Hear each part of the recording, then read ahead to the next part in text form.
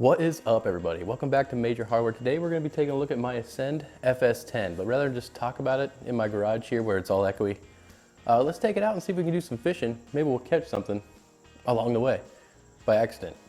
Or we'll just talk about this as we float around. Or I'll lose all my camera stuff. One of the two. Let's go.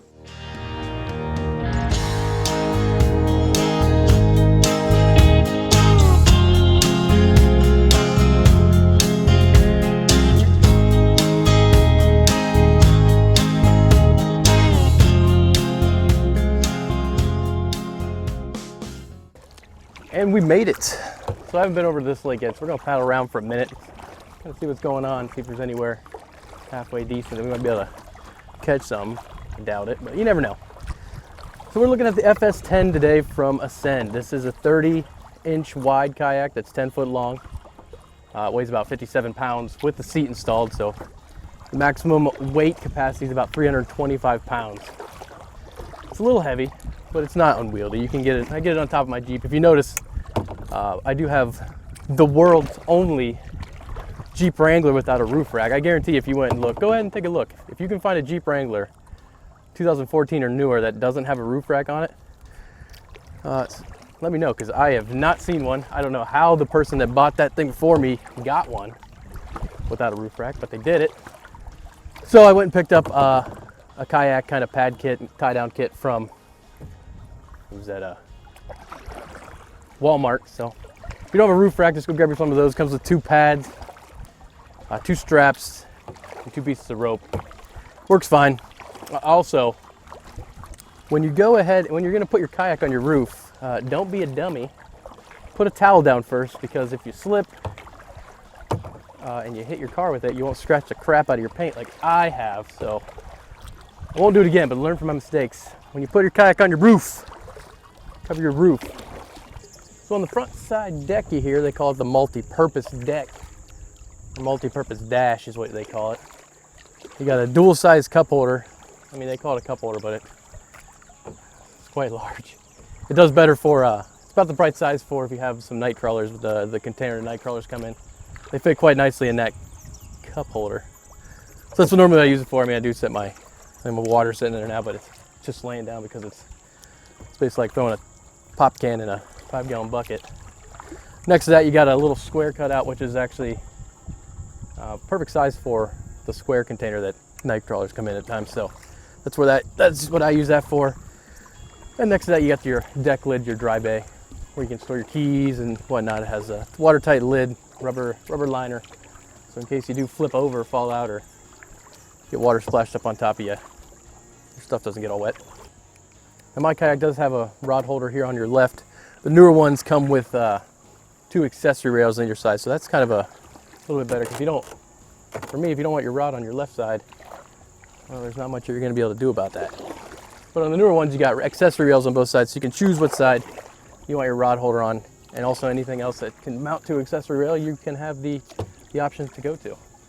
On the side here, you got a paddle holder, this side and this side.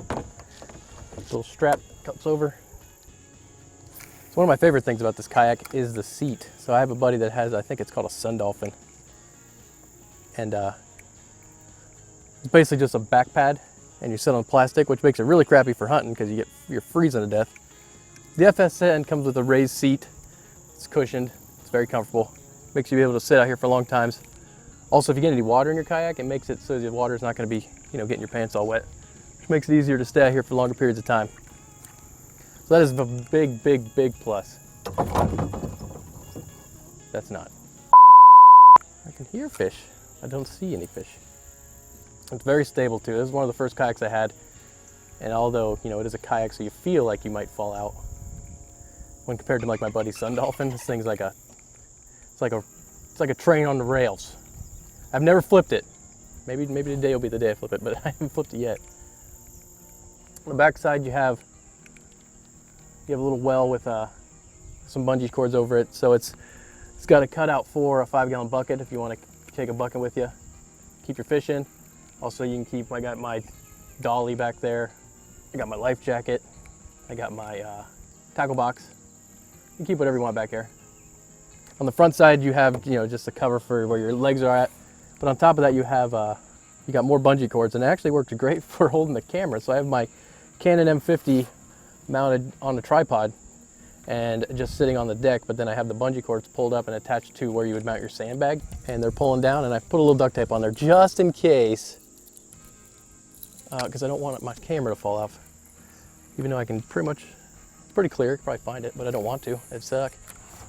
What I'd really like to do is just catch a fish. Oh, so the paddle I got here is a 2-piece. It's a Send. It's also an Ascend paddle. It's called their tournament paddle. Now see these little, it's got notches up on the top here. So those are supposed to be there to get lures out, if you throw your lure in the tree or something to help you get your lure out. But I have found that they're more trouble than they're worth. Like if you're paddling through lily pads or something like that, they have a tendency to catch the stalk of the lily pad. It's not a big deal, but if you're paddling along and you're not paying attention, all of a sudden, next thing you knew, your paddle's trying to pull you out of the boat, so it's kind of a pain in the ass. Behind you, you got 2 rod holders. So you got obviously the rod holder on the front here, and like I said, if you have the newer model, you might have a bunch of rod holders up front. But on the back, you got 2 rod holders. That remains the same regardless of what model you have. Let's do some paddling. See what we can see. Well, also, make sure to get your paddles. When you buy paddles, make sure they come with that. Some of them don't. The cheaper ones don't. And I'm telling you, just that little piece of rubber keeping the water from dripping down your handle is awesome.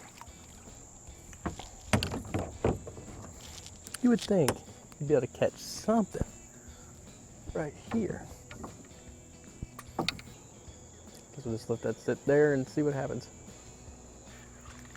Okay, well, guess we won't let it sit there. So hey, we at least caught something. It was about 1,000 bluegill. I came prepared for the wrong species. Cause like this is literally the only panfish jig I have, and it's not ideal. Hey!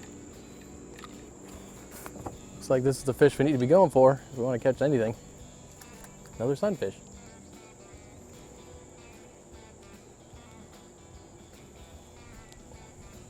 Another thing about this kayak, I mean, it's only 10 foot long, but it does reasonably well in heavy water. I mean, I had it out on Lake Erie, and it's been rougher than ideal.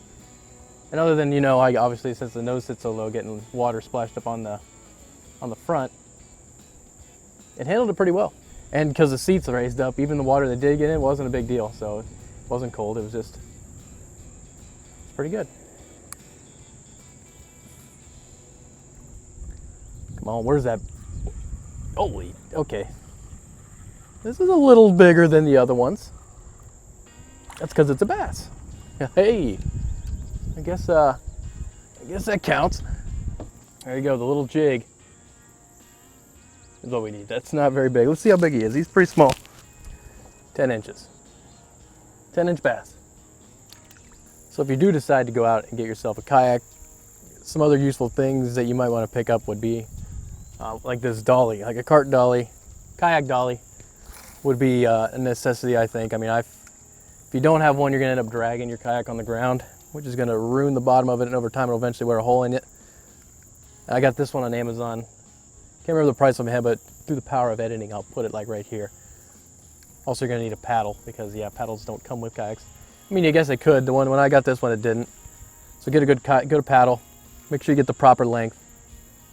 And you also want to have a life jacket. I mean, I don't have mine on, but it's right behind me. You always want to have it with you. And whenever I'm out and it's a lot rougher or it's a lot bigger of a lake, I make sure to always have it on. We're basically in a pond right now, so if I do fall out, I'll just stand up. Also get yourself a good anchor and some rope, obviously, to tie it onto your kayak.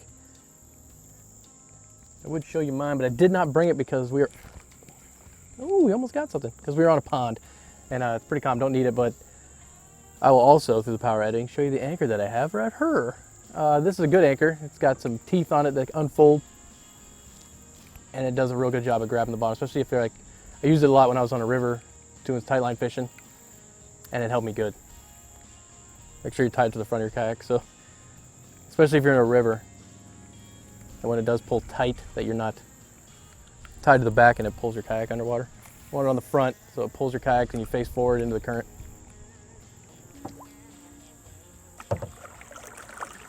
There's a big bass. See if we can't get his attention. Well, we got a sunfish. It's not the bass we were hunting for. He's over there somewhere. They're everywhere. Bluegills for days. They're all small though. We want the big guys. The best part of kayaking on nice clear water is you can look down and see what's down there. This water is pretty clear, but I don't know if you've ever been to Crystal Lake. Crystal Lake, hence the name, crystal clear, and it was ridiculous how clear the water was. I mean, I've never even seen ocean water that clear. You can see down probably 10, 15 feet, maybe more. And we caught a bunch of smallmouth out of kayaks. It was great. I remember we were sitting there, my buddy's got a kayak just like mine. His is the blue and black one. And we were just fishing off the drop. If you look at satellite maps of Crystal Lake, you'll be able to see that around the whole rim you can see basically sand. And then you notice that you go to a dark blue and there's basically a steep drop off. And that's where we were fishing, catching all these smallmouth. And I remember, I'll see if I can find the picture and I'll show you what one of the fish he had. But we were sitting there fishing worms and all of a sudden I hear him go, "Oh God, I think I might have got a big one." And I look over and his pole is just bent at like a 90 degrees and his kayak is just skeeting across the water. And he's like, "Oh my God." It ended up being a pretty large sized smallmouth, but it was just funny to look over and see his kayak being fish propelled. So a couple things I notice about, this kayak that I'm not a big fan is that the nose of the kayak sits pretty low in the water. So if you're paddling along and it's a little rough, or if it's really rough, you're gonna get a lot of water splashed over on top of you, which is a bummer. Also, getting spare parts for an Ascend kayak is almost impossible. You have to go through a Tracker dealer because Tracker and makes Ascend. They don't just sell the parts. You can't just find them online, which is a pain. Like my dry bay, for instance, I'm missing the cap. I let somebody borrow my kayak and the cap got lost. You can't just go get a cap. You can go get a hold of Ascend, which will send you to a Tracker dealer. And I gave them a call and they'll send you the whole assembly, which is $50. They won't sell you just the cap, which is all I'm missing, so that's a bummer. And then also, like for instance, the handle fell off of mine. Just over time, the bolts came loose, fell off. Ordered a new handle, they sent the wrong size bolts with it. And there's nowhere you can just find out what the size of the bolts are, so I ended up having to call Ascend, and they are like, well, the only call out we see for bolt sizes is 1/4 inch by 20 by 3/4 inch long, which is actually the size. So if you're missing a bolt for your handle, the size is 1/4 inch by 20, and they're 3/4 inch long. So what do I think? Should you get yourself an Ascend FS10? Well, that really depends on what you plan on doing with it. If you plan on just fishing in the summer or in warm areas of the world, then maybe check out some of their sit-on models. I've heard it's a better experience for fishing. I've never tried it. But if you're gonna fish, up north where we are, in the winter and fall and spring, and you might do some hunting, you might wanna get yourself a sit-in like I got, because it gets you a little farther, a little down into the kayak, really helps out keeping you warm. And if you don't plan on fishing, I wouldn't waste your money getting a fishing kayak. But for hunting and cold weather fishing, you cannot go wrong with the FS10. It's a great kayak, and I would recommend it. Hey, thank you for watching. This is Major Hardware. We're looking at the FS10 today. Thank you for watching this video. Make sure to like and subscribe. Check out our videos on Tuesdays where we release a video for this day in tech history, where we look on what happened on that specific day in tech history. Also, our Saturday releases where we do product reviews, unboxing, tech stuff. Go on, head over to the channel, make sure to pop around, see what you like. Maybe you want to subscribe and hang around for a bit. But thank you for watching. Make sure to like and subscribe, and we'll see you in the next one.